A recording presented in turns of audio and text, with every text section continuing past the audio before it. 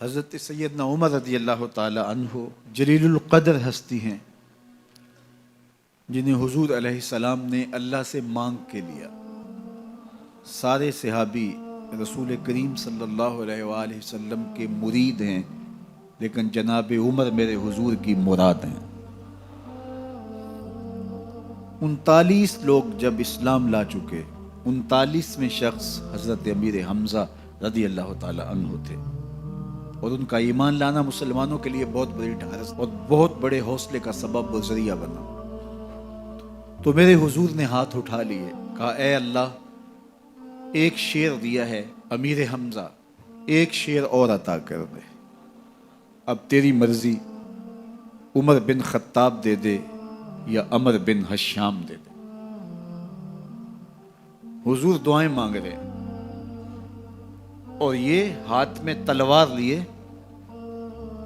غیظ و غضب سے بھرے ہوئے گھر سے نکلتے ہیں کہ بانی اسلام کا چراغ ہی بجھا دینا ہے۔ راستے میں ایک صاحب ملے اور کہا کہ عمر، تیور کوئی اچھے نہیں لگتے، خیر تو ہے، کدھر جا رہے ہو؟ کہا چراغ اسلام بجھانے جا رہا ہوں، یہ روز کا مسئلہ ختم ہونے لگا ہے میرے ہاتھوں۔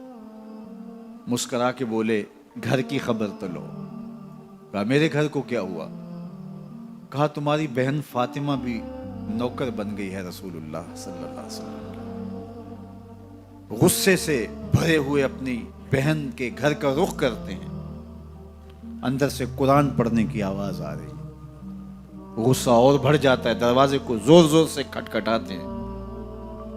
اہل خانہ سمجھ گئے ماجرا کیا ہے، گرجدار آواز ہے جناب عمر کی، دروازہ کھولو۔ جلدی سے معلم کو چھپا دیا اور بہن آگے بڑھ کے دروازہ کھولا۔ کہا تم سابی ہو گئے ہو، دین چھوڑ دیا تم نے، بتوں کی وفا ترک کر دی اور بے تحاشا مارنا شروع کیا۔ بہن کا سر پھٹ جاتا ہے، خون بہنے لگتا ہے اور یہ مارتے چلے جاتے ہیں۔ فاطمہ بنت خطاب بولی عمر، تم خطاب کے بیٹے ہو، سنو میں بھی خطاب کی بیٹی ہوں، جو ظلم جو جبر کرنا ہے کرو، میں محمد عربی کا دامن نہیں چھوڑوں گی۔ سوچنے پہ مجبور ہو جاتے ہیں وہ کون سی طاقت ہے جس نے بجلیاں بھر دی اس کے اندر۔ کہا جو تم پڑھ رہے تھے مجھے بھی سنا سکتے ہو؟ کہا تمہیں غسل کرنا ہوگا۔ عمر اپنے بدن کو دھو رہے ہیں، میرا رب دل دھو رہا ہے۔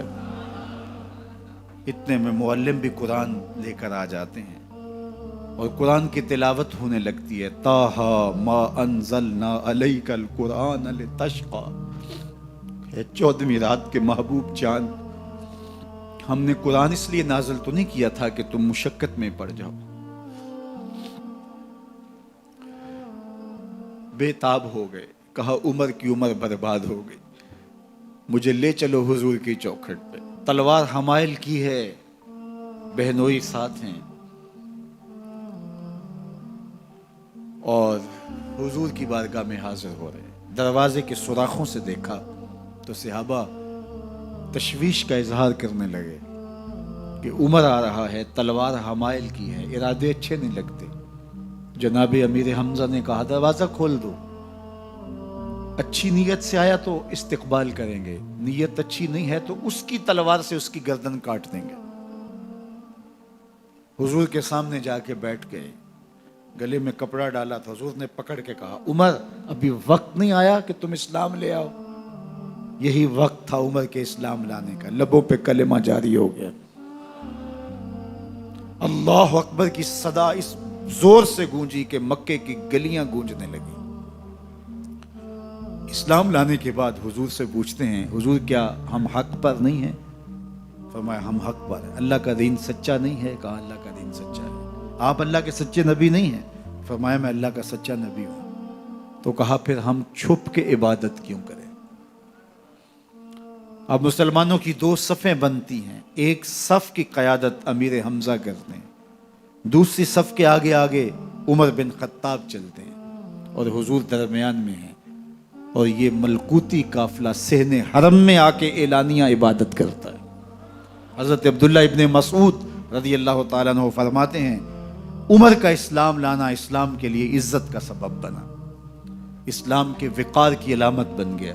ایک ایک کے دروازے پہ جا کے دروازہ کھٹکھٹا کے کہتے ہیں، وہ تو اور خبر سننے کے لیے بے چین تھے کہ یہ بانی اسلام کی زندگی کا چراغ بجھانے گیا تھا، کوئی خبر لایا ہوگا۔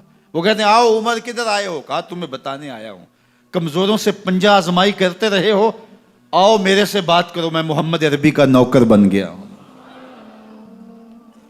اللہ اکبر۔ میرے حضور نے فرمایا جب اچھے لوگوں کا ذکر کرو تو میرے عمر کا ذکر بھی کیا کرو۔ میرے عمر کی زبان پر حق بولتا ہے، سچ بولتا ہے۔ ان الشیطان یفر من ظل عمر، عمر کے سائے کو دیکھ کے شیطان بھاگتا ہے۔ اللہ اکبر۔ اسلام لائے تو زندگی کی ایک ایک سانس اسلام کے لیے وقف کر دی، حضور کا پہرا دیا، حضور کی ناموس کا پہرا دیا، حضور کی شریعت کا پہرا دیا۔ اسلامی فتوحات پھیلیں تو پھیلتی ہی چلی گئیں، کبھی مصر فتح ہو رہا ہے، کبھی ایران فتح ہو رہا ہے، آرمینیا تک مسلمانوں کی افواج پہنچتی ہیں۔ 22 لاکھ مربع میل پر حضرت عمر رضی اللہ تعالیٰ عنہ کی سلطنت پھیل جاتی ہے۔ عدل و انصاف کا دورہ ہوتا ہے۔ زمانے نے دیکھا کہ غیر مسلم بھی عدالت میں کھڑا ہے تو اسے خوف نہیں ہوتا تھا کہ میرے سے ناانصافی ہوگی، اس لیے کہ حکومت عمر کی چل رہی ہے۔ وہ بھی مطمئن ہوتا تھا کہ میرے ساتھ انصاف ہوگا۔